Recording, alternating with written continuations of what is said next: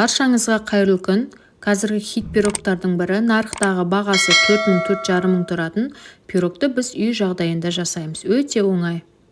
Ол үшін бізге бөлме температурасындағы 100 грамм маргарин қажет, 70 грамм құмшекер, жақсылап еземіз.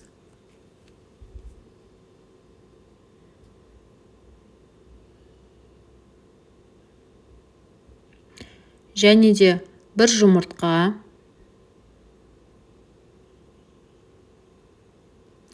жақсылап езіп массаға келтіреміз.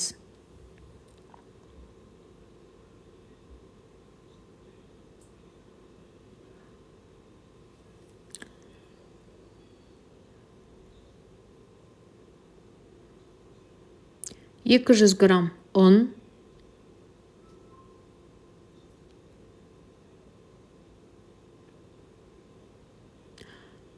үстіне 1 шай қасық разрыхлитель саламыз. Қолымызбен жақсылап езіп, қамыр дайындаймыз.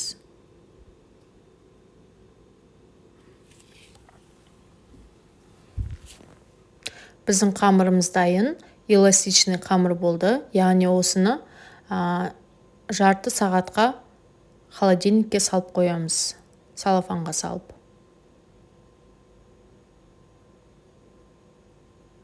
Біздің қамырымыз дайын, өте жұмсақ.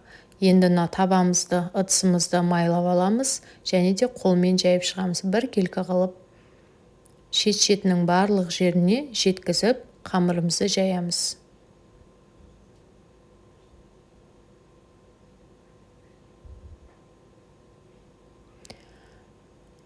Енді бізде начинкасы 200 грамм греческий орех,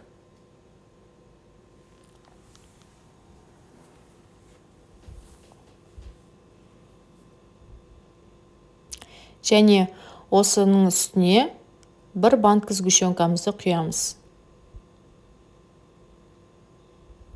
Қызып тұрған пеште 180 градуста жарты сағатта пісіріп аламыз.